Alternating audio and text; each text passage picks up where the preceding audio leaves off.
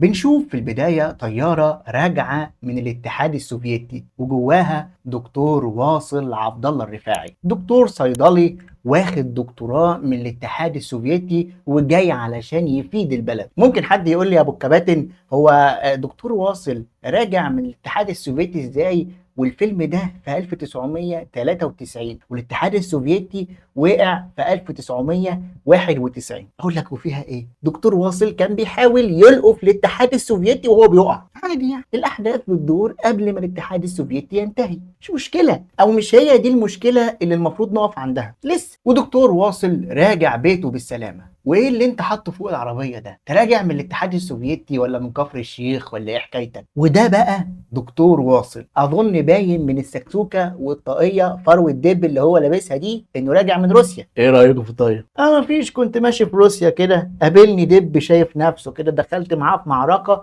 وقضيت عليه وعملت من جلده الطاقيه دي ولكلوكين. ام السعد بتفتح لدكتور واصل الباب علشان لازم الشغاله يكون اسمها ام السعد. يا ام السعد يا ام زفت اعدل الحصان. ام السعد بقى بتاخد واصل بالحضن من عشانها، يعني دي امه فبتحضنه عادي. انما ام السعد بقى خير، يعني اللي فهمته ان دكتور واصل هو اللي جاي من روسيا. انتوا بقى ايه اللي حصل لكم بما انكم قاعدين في مصر؟ يعني طبعا حد هيقول لي هي اللي مربياه، هي كده مربياه؟ والدة الدكتور واصل بتلومه، يعني انه بقاله كتير قوي قاعد في الاتحاد السوفيتي وهي ملهاش غيره. في شيء وليه ثمن عموما، سافرت وانا واصل ورجعت لي وانا الدكتور واصل.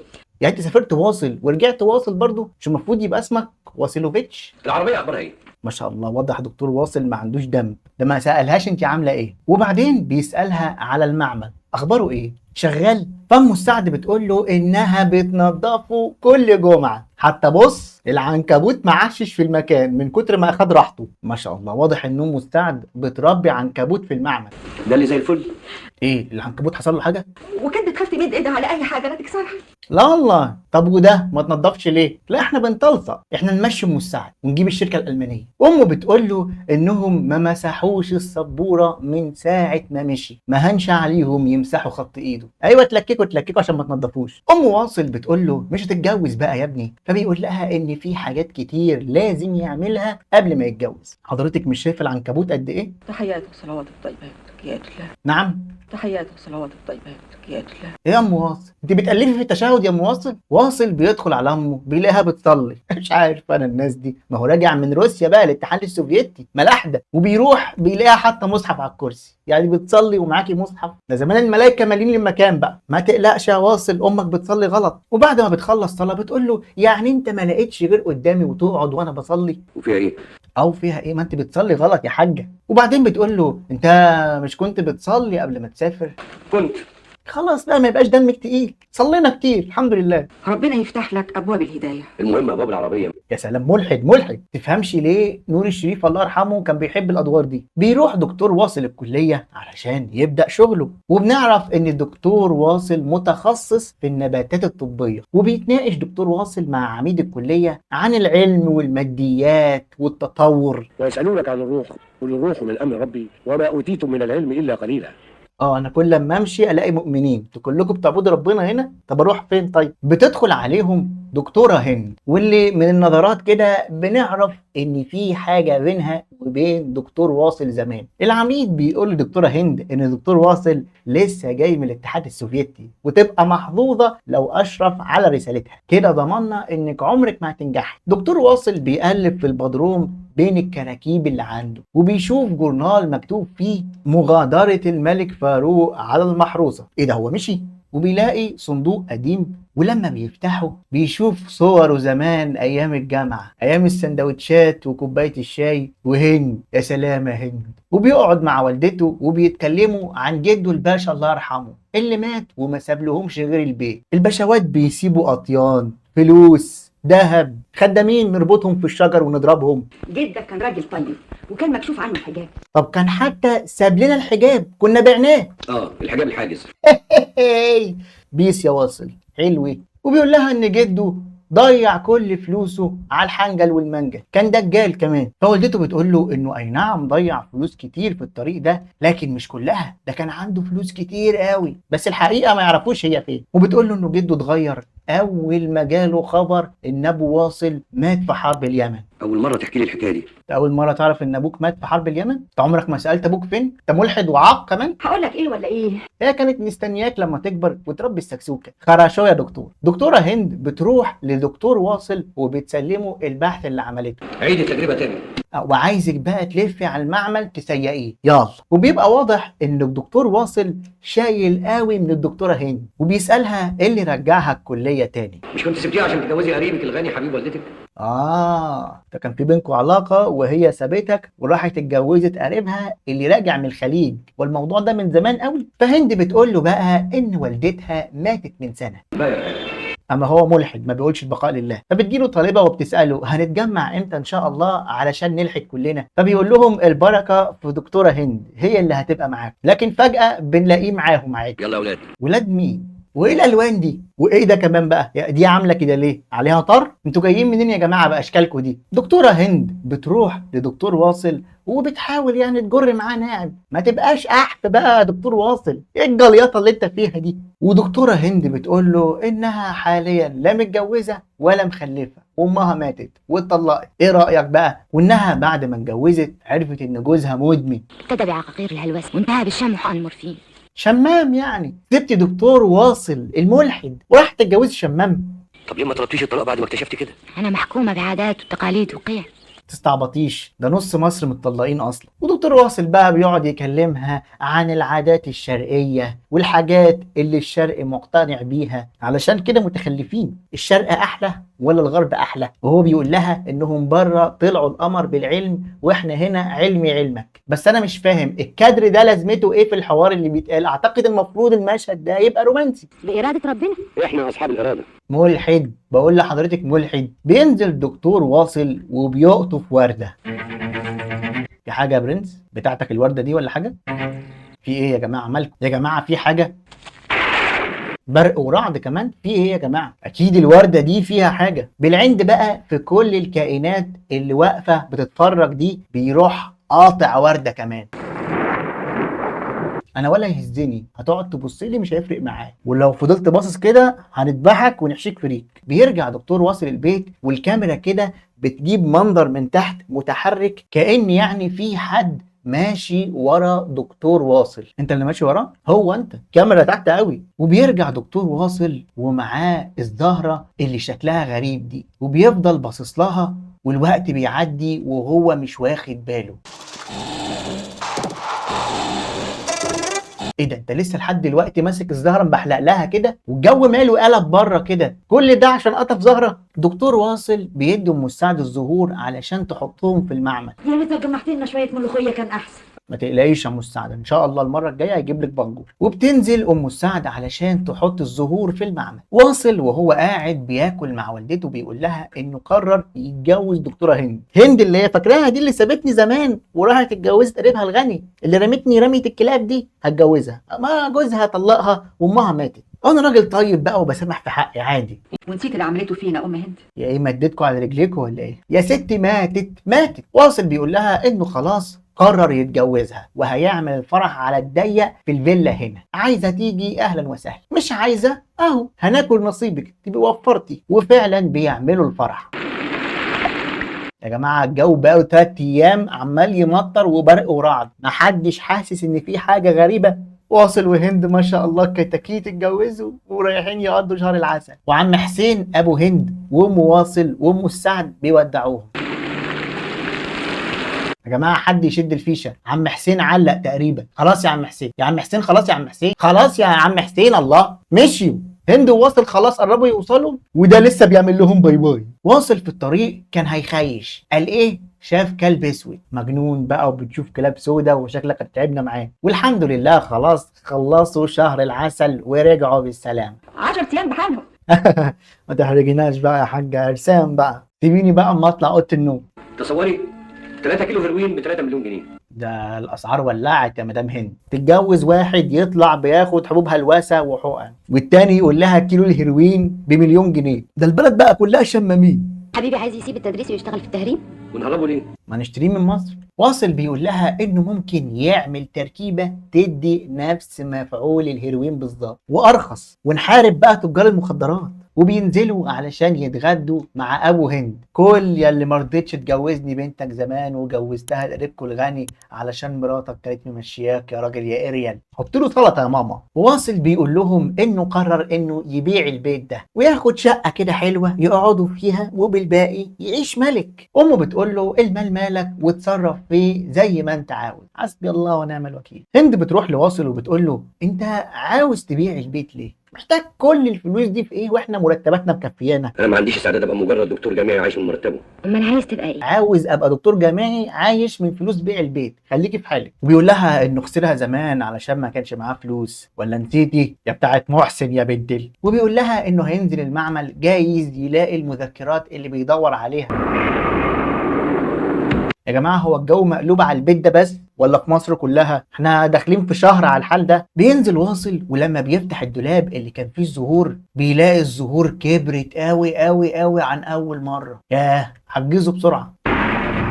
اتخضيت دلوقتي؟ ما الجو قالب بقاله فتره. دكتور واصل بيبص في الزهره كده عشان يعرف ايه حكايتها الزهره الغريبه دي، وبنشوف الكاميرا وهي بتجري على الارض كده. تقريبا ده الكلب اللي كل شويه بيشوفوه بيشم الزهره اول ما حد يلعب فيها. واصل بياخد حته من الزهره ويحطها تحت الميكروسكوب وبيسرح بقى بخياله. فبتيجي هند وبتقول له ايه يا استاذ بتبص على ايه؟ افلام قبيحه صح؟ هند بتقول له انه قضى الليل كله في المعمل، نهار طلع يا استاذ، اوعى كده خلينا بص. بتبص على ايه؟ واصل بيروح المكتبة بتاعة الكلية علشان يدور على الظهور الغريبة اللي عنده دي، يمكن يلاقي اي حد متكلم عنها. وزميله بيقول له ان المراجع دي فيها كل انواع النباتات المكتشفة الا لو في زهر شيطاني محدش يعرف عنه حاجة. واصل بيسأل هند وبيقول لها هل ممكن يكون في زهرة لما تبص لها ما تحسش بالوقت؟ لو حبيبي ادالي ورده وبصيت لها ساعتها لا هحس بمكان ولا بزمان. يا شيخة تنجري ده وقت محن. وبعدين هند بتقول له خبر مهم جدا. انا حامل يا واصل. بجد؟ مبروك. مبروك؟ بس كده؟ طب الحمد لله ان هو ما قالهاش من مين. ما شاء الله الزهور عماله تكبر. هي دكتور واصل ما جربتش تخرطها وتعملها زي الملوخيه؟ دكتور واصل بيشيل زهره من الاتنين في صندوق وفي حد برضه بيبص عليه من الشباك، اكيد الكلب المتحرش ده، وبيمسك قطر وبيبقى عاوز يقطع الزهره التانيه. لكن فجاه الدنيا بتتقلب والمكان بيتهز. انا ولا يفرق معايا، هقطعها يعني هقطعها، انا ما حدش يتحكم فيا. اهو ما تبصليش اهو. أعوذ بالله من الشيطان الرجيم. دنيا مقلوبة عشان زهرة. واصل بيستخلص اكسير غريب من الزهرة وبياخد منه عينة وبيبص لها وبعدين بيبص في الساعة. الوقت ما مرش ليه؟ مش شغال يا مولانا، الاكسير مش شغال. واصل بيسحب العقار في سرنجة وبيحقن بيه أرنب علشان يعمل تجربة ويشوف الإكسير ده بيعمل إيه. والكلب برضه واقف قدام البيت. يا عم ما تهجم وتخلص بقى، ده واصل عامل الزهور عصير، طب خش اشرب. طيب هند وهي نازلة من على السلم بتتشقلط وواصل ولا هو هنا، قاعد بيخلص في التجربة. وبتيجي ام السعد علشان تقول له ان الست هند وقعت من على السلم، خلي ماما تشوفها.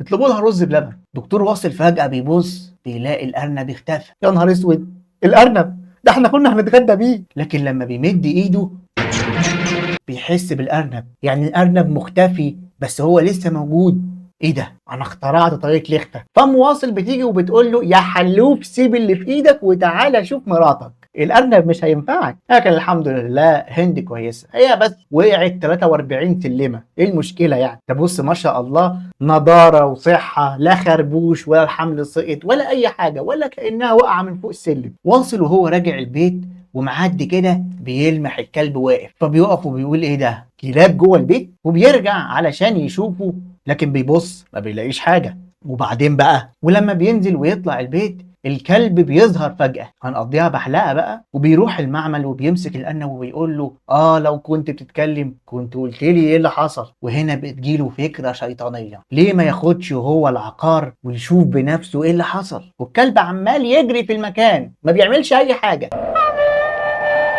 الحقوه يا جماعة المجنون ابن المجنونة ده. واصل خلاص قرر انه هيجرب التجربة على نفسه، بلا ارانب بلا فراخ، وبيجهز كاميرا الفيديو علشان يسجل كل اللي بيحصل، حاجة كده زي الفيل الازرق. واول ما بياخد الحقنة بيبدأ يسجل اللي بيحصل له.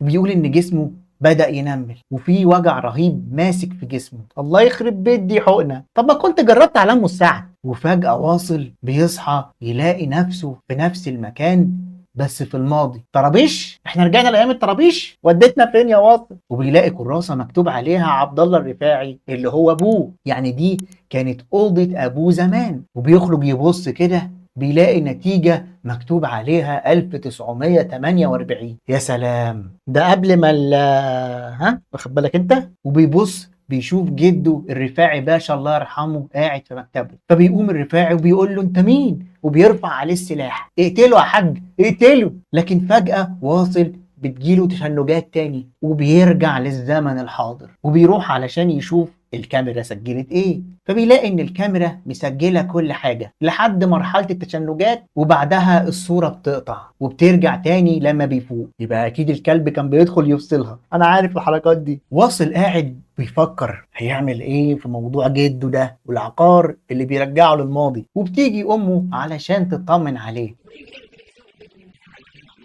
افلام علميه ثقافي، ها؟ اتفرج على ثقافي؟ انت راجل متجوز يا واصل، عيب يا حبيبي الحاجات دي، عيب، نظرك هيضعف ولا هو ضعف اصلا. واصل بيجهز الليله علشان يجرب التجربه تاني، والكلب سارح في الجنينه بره وبيسال نفسه لو زودت الكميه السنه ممكن تختلف.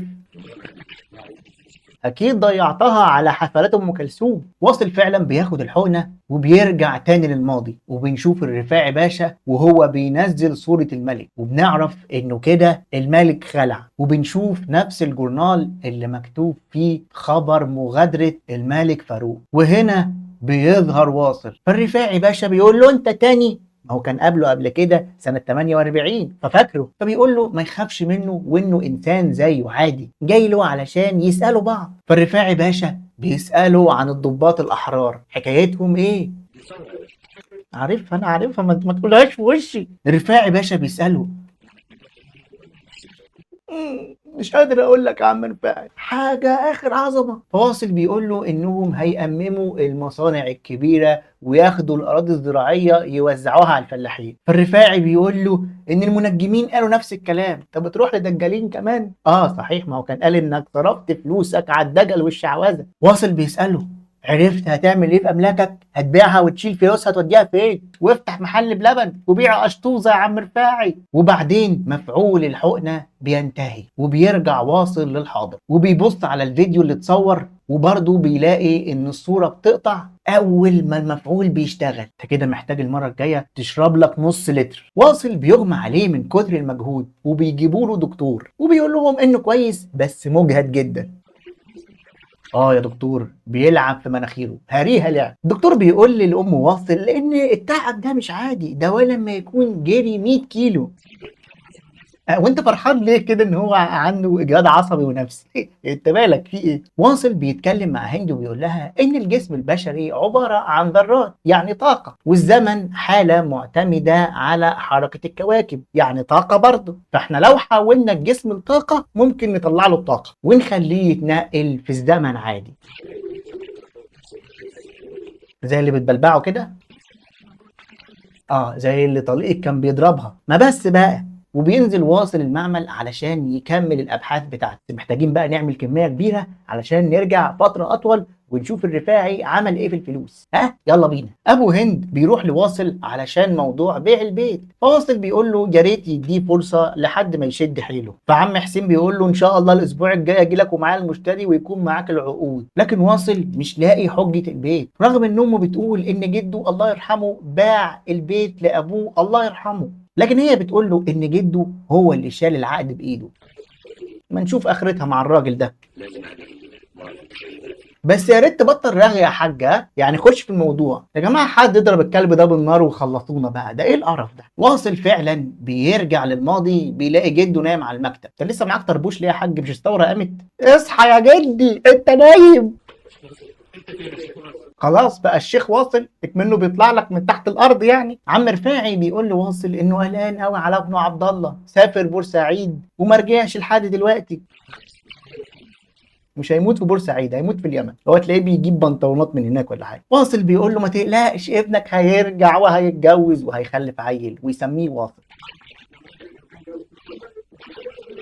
انت زبون يا عم رفاعي، والله زبون. واصل بيساله على عقد البيت، فعم رفاعي بيقول له ان العقد عند المحامي. فواصل بيقول له لما اجي لك المره الجايه العقد يكون معاك، وابقى شوف لنا حاجه ناكلها ما تبقاش معفن. وبعدين بيساله على الاملاك، فبيقول له انه باعها واشترى 10,000 جنيه ذهب ومخبيهم هنا في الفيلا. بتمد ايدك على جدك يا واصل، احترم نفسك يالا. بس بصراحة انت رغاية يا عم رفاعي وبتقول المعلومات بالقطارة. واصل بيرجع تاني للحاضر، وهند وامه السعد بيحاولوا يفتحوا الباب عشان يلحقوه. ولما بيدخلوا هند بتشوف الازازه وبتشوف السرنجه، يا سرنجاتي يا نيتين. وبعدين بتاخد العقار وبتروح لدكتوره زميلتها علشان تشوف العقار ده بيعمل ايه بالضبط. واصل بقى في التراولي عمال يقول لامه في 10,000 جنيه ده هنا في الفيلا، انا لازم اجيبهم. وبيسال على الازازه، فهند بتقول له انها وقعت واتكسرت. فبيروح واصل علشان يحاول يعمل عقار تاني، وبيشوف الزهره اللي كان مخبيها، لكن بيفتح ما بيلاقيش حاجه. طب ايه؟ طيب نطلبها من على النت. فبينزل واصل علشان يروح المكان اللي اخد منه الزهرة قبل كده، وبيفضل يجري لكن ما بيلاقيش حاجة لحد ما بيغمى عليه. وبيجيله نفس الدكتور اللي هو فرحان انه عيان ده، وبيقول لهم انه لازم يروح لدكتور نفسي. زميل الدكتورة هند اللي اديتها العقار علشان تشوف لها العقار ده بيعمل ايه، بتدور عليه ما بتلاقيهوش. وفجأة بتبص في الأرض بتلاقي العقار مكسور، هو الكلب اللي كسره مش عاوز حد يعرف السر. وهو ده الدكتور النفسي اللي بيعالج واصل لحد ما نعدله. رمضان على الابواب، هو ده اللي فارق معاكي؟ ابنك مجنون يا حاجه. هند بتروح لزميلتها علشان تشوف اخبار التحليل ايه، فزميلتها بتقول لها انها جت لقيت الازازه مكسوره. اجيب لك تاني ايه؟ هو كحك العيد؟ شربت العينه يا دكتوره؟ هند بتروح تكلم واصل وبتقول له احكي لي، ولما بيحكي لها بتتاكد انه اكيد مدمن. وبتفتكر بقى لما كان بيتكلم عن موضوع انه ممكن يعمل حاجه شبه الهيروين. يا رب انا موعوده بالشمامين في حياتي ليه؟ واصل بيقرا في الجورنال ان الاتحاد السوفيتي انهار واتقسم لجمهوريات. ياه ما لحقتش الحقه. فبيجي له الدكتور ويقول له ما شاء الله عال، احنا بقينا كويسين اهو، اكيد بقى سبتك من التخاريف بتاعتك دي. ده صهوميل مخه خفت خالص. واصل بيدور على الشريط اللي كان مسجل فيه التجارب، وهند بتقول له انها مخبياه عشان هي محتاجاه هي واللي في بطنها. اللي انا مش عارف هو ازاي ما سقطش بعد ما اتشقلطت من فوق السلم. وبعدين بياخدها على قد عقلها وبيقول لها انا هعمل لك اللي انت عايزاه، وبينزل يحفر علشان يطلع الجنيهات الذهب. مش قلت لك هعمل لك اللي انت عايزاه؟ اصبري. وفي مره وهو عمال يدور في المعمل بتاعه بيروح قالب الدولاب، وبعدين بيبص بيلاقي الزهرة جوه الصندوق مع انها كانت اختفت. هو الكلب هو اللي عامل الحوارات دي كلها. ده انا مش هعمل عقار، ده انا هعمله شوربة. وبعدين بيقعد معاهم وبيشتغلهم. قال ايه؟ بطل يفكر في موضوع الذهب، وبيقول لهم كمان انه هيبيع البيت، وبيسأل على الحمل. هو لازم موضوع ال9 شهور ده، ما ينفعش 4. وبتنزل بدروم بتلاقي واصل عمل عقار جديد، فبتاخد منه شوية وبتروح لزميلتها علشان تختبر. وواصل مديها حقن مش راحم نفسه، والكلب واخدها جري مش راحم نفسه هو كمان. ولما مفعول الحقنة بيشتغل، واصل بيلاقي نفسه في المستقبل مش في الماضي، وبيلاقي بنت اسمها سيلي، وبيسألها هو احنا سنة كام؟ 2030 الروبوتات هتبقى منتشرة في البيوت في 2030 واحنا في 2025، يعني كل ده هيحصل في 5 سنين طبعا. امال ايه؟ عندك اعتراض؟ وبيسألها على الخيمة دي، فبتقول له ان دي علشان الاشعاع المنتشر في الجو. ما تقوليش مفاعل الضبعه انفجر صح؟ وبتقول له انها بنت هدى وحسين اللي عاوزين يبيعوا البيت. فبيسالها والذهب؟ بتقول له انت عرفت منين ان في ذهب؟ ده فعلا لقوا 10,000 جنيه ذهب في البدروم بتاع البيت. فبيقعد يتشنج بقى علشان مفعول الحقنه بيخلص، وبيرجع للحاضر وبيحفر في البدروم. انا هوقع البيت ده، الذهب فين؟ السباكه يخرب بيتك. واصل بيروح ياخد حقنه كمان. انا حبيت الموضوع قوي. فبيرجع لسيلي والروبوت بتاعها، وبتقول له ان جدتها هند هي اللي لقيت الذهب، وبيلاقيها هند مراته. فبيقول ايه ده؟ يعني انا جد البت دي؟ طب وايه علاقتي بالروبوت؟ وزميلة هند بتقول لها ان ده عقار شبه عقاقير الهلوسه. يا دي الليله السوداء، انا كنت عارفه انه شمام. ولما بيرجع للحاضر بيقرر انه ياخد الحقنه في اوضه هند علشان يختصر المسافات، وهم بيحاولوا يمنعوه لكن هو مصمم. وفي وسط الخناقه الازازه بتقع وبتتكسر، لكن لسه الحقنه موجوده. وبيطلع فعلا فوق وبياخد الحقنه، وبيصحي هند اللي في المستقبل. فاول ما بتشوفه بتتخض، وبتقول له انه واصل مات بعد ما خلفت بنتها. مين ده اللي مات يا وليه؟ انا عايز اعيش. ولما بيرجع للحاضر بيبص لها بيقول لها انا مش هسيبك تخلفي، عشان بعد ما تخلفي انا هموت.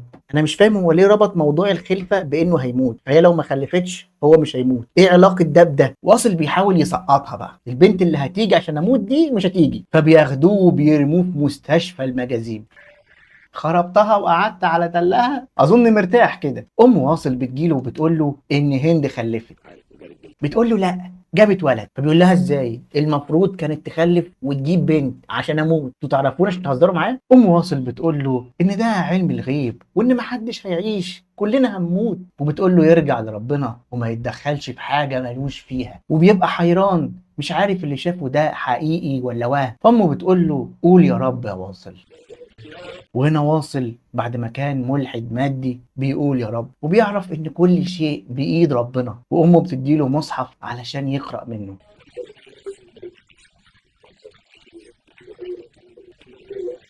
وبيخلص الفيلم بعد ما واصل اقتنع انه مش عارف كل حاجة. طبعا دي رسالة جميلة جدا، مش مهم بقى احنا وصلنا لها ازاي، المهم ان احنا وصلنا. عندك فيلم خيال علمي ورعب اهو، علشان ما تقولش اني حرمك من حاجة. ما تنساش بقى تعمل لايك وتشترك في القناة وتفعل الجرس علشان لما ننزل فيديوهات جديدة يجيلك اشعار. كان معكم صبري محروس، ولحد ما اشوفك الفيديو الجاي اقعد بالعافية.